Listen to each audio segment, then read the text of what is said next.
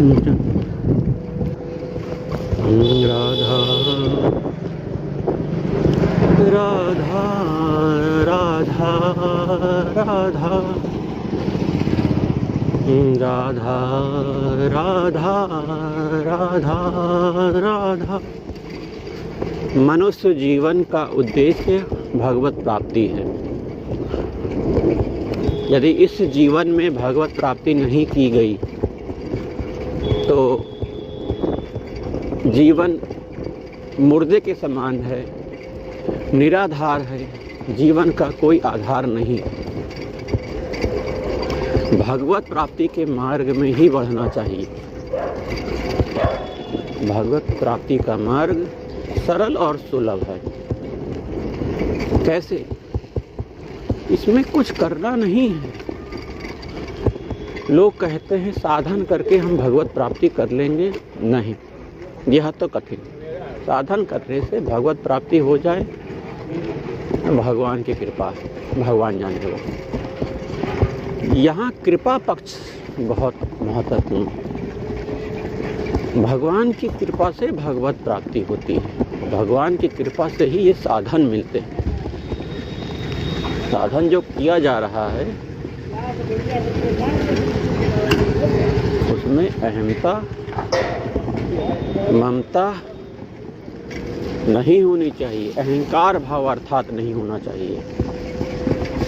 साधन मैं कर रहा हूँ, मैंने माला किया, मैं तप किया, मैं भगवान का पूजन कर रहा हूँ, व्रत अनुष्ठान कर रहा हूँ। ये साधन पक्ष अगर कर्ता भाव से स्वीकार किया गया तो फिर गलत। ये पुण्य फल देकर रहेगा, लेकिन भगवत प्राप्ति होना असंभव। भगवत प्राप्ति के लिए भगवान द्वारा ये साधन कराया जा रहा है। मैं एक निमित्त मात्र हूँ, मैं नहीं कर रहा हूँ। ये साधन भगवान द्वारा कराए जा रहे हैं, तो इसमें कर्ता भाव भोक्ता भाव नहीं रहता। यहाँ कर्ता भाव भोक्ता भाव नहीं रहता तो देह अभिमान गलित हो जाता है। देह अभिमान नहीं होता है और साधक करुण स्वर से भगवान से अपनापन करते हुए उनके शरणागत होकर उनको पुकारता है तो भगवान द्रवित होते हैं। और भगवान जब द्रवित होते हैं तो भगवान उस भक्त को अपना साक्षात्कार करवा देते हैं, अपनी कृपा से करवाते हैं। तो भगवान का साक्षात्कार बहुत सरल है और उनके लिए कठिन है जो संसार में लगे हुए हैं। संसार में कौन लगा है? शरीर को अपना मानने वाले, शरीर संबंधियों को अपना मानने वाले, रिश्तेदारों को अपना मानने वाले,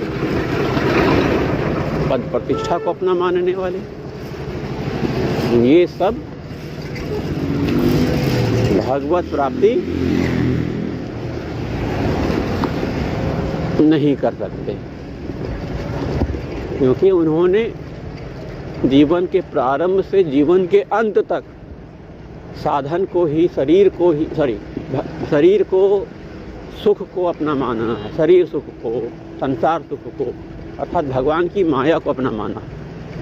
तो जब माया को अपना माना है तो माया में ही खेलेगा ना व्यक्ति, तो उसका फिर जन्म मरण बना रहेगा चक्कर। भैया कुत्ते भाई क्या कर रहे हो?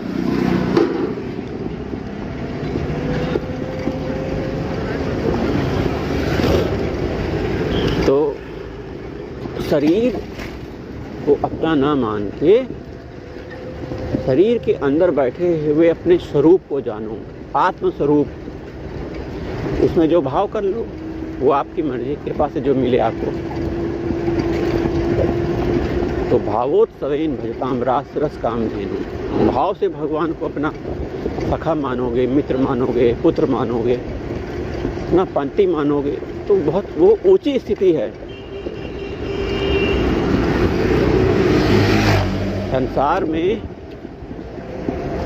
सुख दुख क्या है? सुख वही है जब आप भगवान के सन्मुख हो, वही सुख है। और आप भगवान के विमुख हो, संसार के सन्मुख हो, तो ये दुख है। क्योंकि संसार के सन्मुख होगे तो वो सुख भी दुख में बदल जाएगा। वह सुख भी दुख में बदल जाएगा अगर संसार के सन्मुख हो तो।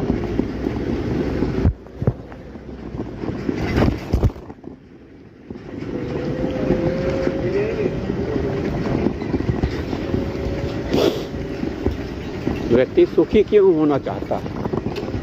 व्यक्ति इसीलिए सुखी होना चाहता है, वो परम सुख का बच्चा है ना। परम सुख भगवान है। भगवान का बच्चा होकर वह सुख चाहता है। बिल्कुल स्वरूप में वह सुखी है, लेकिन स्वरूप से विमुख शरीर भाव में है तो वो दुखी है। यहाँ भीड़ ज़्यादा है, कैसे काम चलेगा?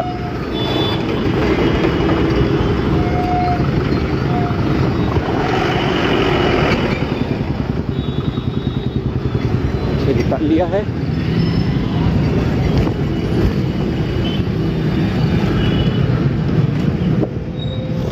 दुख आने पर व्यक्ति दुखी हो जाता है, रोता है, बिलखता है। सुख आने पर बहुत खुश हो जाता है, विभिन्न प्रकार के पार्टियां करता है, इंजॉय करता है। ये सुख और दुख क्षणिक है, क्षणिक समझ रहे हैं ना, कुछ समय के लिए। आखिर उसको भोगेगा कितना? वो एक लिमिट में तो भोगेगा। उसकी लिमिट है भोगने की, अनंत काल तक नहीं भोग सकता ना। शरीर भी कई कुछ समय के लिए है। तो ऐसे में नित्य वर्धमान सुख प्राप्त करना चाहिए। नित्य वर्धमान सुख क्या है? भगवत प्राप्ति, भगवान का नाम, भगवान की कथा, संत सेवा, नाम रूप लीला धाम, ये 4 चीज हैं जो सुख नित्य वर्धमान वाला देते हैं, हमेशा बढ़ने वाला सुख।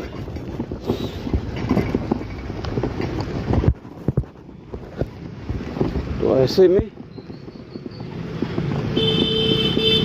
सुखी होना चाहते हो तो भगवान के नाम में, रूप में, लीला में अपने मन को लगाओ।